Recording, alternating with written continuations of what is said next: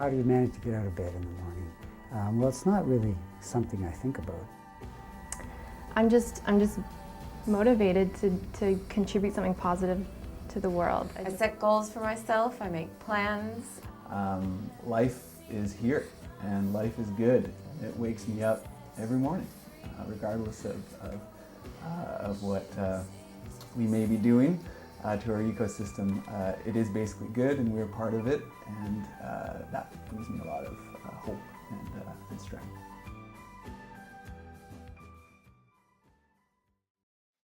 The barrier to action on climate change is it requires such fundamental changes to absolutely everything about our society that it's much easier to just plow ahead and hope that we can come up with a technological fix in dealing with what climate change involves, which is reducing energy demand and fundamentally looking at our economic system. So it's easier to simplify the problem and to address what it's telling us. We're told that by 2050, which is a sort of end date that's been used by a lot of people now, that we need to have from somewhere between 80% to 100% decarbonization of our economy, which is absolutely massive.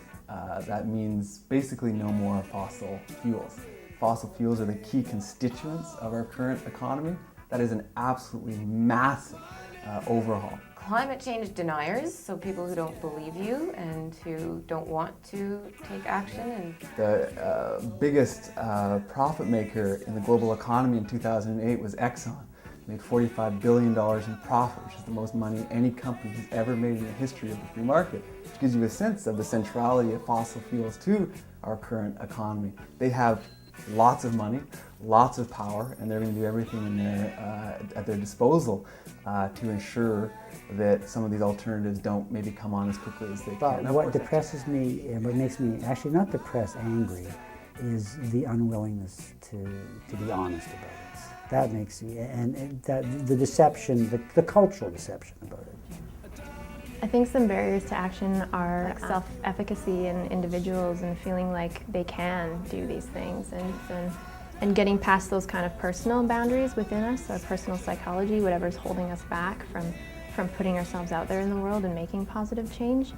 And then just culturally as well, people are used to a certain standard of living and used to certain conveniences that may need to change if we can't find an energy source to replace fossil fuels at their current scale. So yeah, there's massive barriers. For sure. Well, I talk about climate myopia. Climate change isn't about climates. Climate change is about a growth fetish that's embedded in an economic system and a political system that is a hugely difficult problem that requires us to talk about things like capitalism, the role of the state, whether we're really citizens or consumers.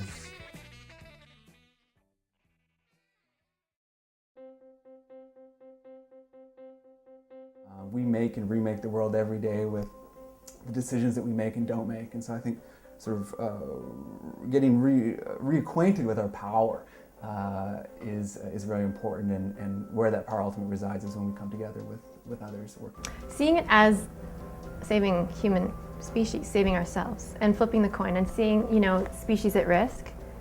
We're a species at risk. We're just like any other species on this planet, and we have to learn to adapt, and we have to learn to change. And we also to start thinking about what we might call nonlinear political change, which is suddenly the possibilities that seem completely ridiculous in the current moment could become very possible very quickly. And I think that's something that we need to plan for and free up our imagination to think, well, what kind of world do we want to live in? There's tons of possibility. I am not sure, given the trajectories that we're on, and given the depth of the problems, given the lack of a conversation about what these problems really entail, given resistance to alternatives, I'm not sure that climate change can be overcome. A lot of people say we have to crash, and that we will crash. And then we won't have options, we'll just make do. The whole idea of, we need to save the planet, that's seeing ourselves as separate from the planet. But we're not separate from the planet. The planet's fine, actually. She'll live. Obviously, you want to try to live your values, and so you want to change your life in such a way that you feel like you're part of the solution, not part of the problem.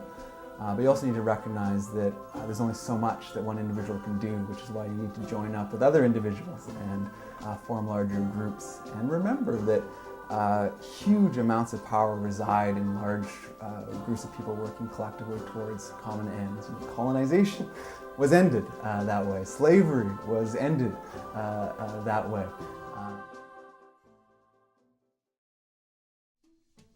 What keeps me inspired is just this basic sense that the world is good and that we are personal manifestations of that goodness, and the strength of the world courses through us, and that there is that basic goodness. And I think channeling that is extremely important. I would actually argue, it might be simplistic, but that some of our most vexing political, economic, ecological problems root back to our inability to see that the world is basically good. I take moments whenever I can to just take time out and connect with like what motivates me, which is nature, children, joy, all these. It's a basically good situation that we emerge out of. Apples grow, we get to eat them, they taste delicious. We throw the core away into either the bushes or to our compost pile, and it provides fertile soil for the next thing to come. There's just a certain symmetry and wonder to how things work here.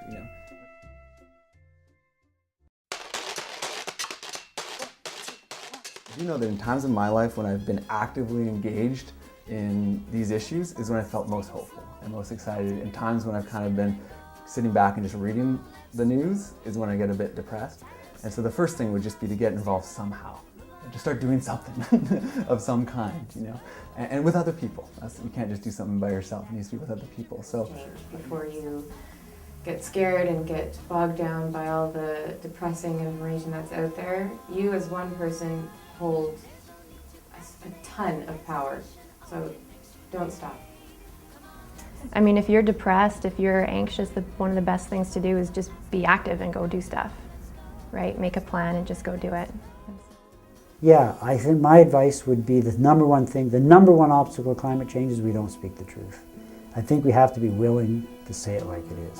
Our condition here is basically good. We don't need to war against it by consuming insane amounts of resource to make ourselves feel fuller or better or bigger. We're already there. We're already good. And I think the more that we're able to channel that, the better off we'll be. And so I think, again, in terms of being able to stay inspired, it's just that the world that we want is right here, right now. And again, the more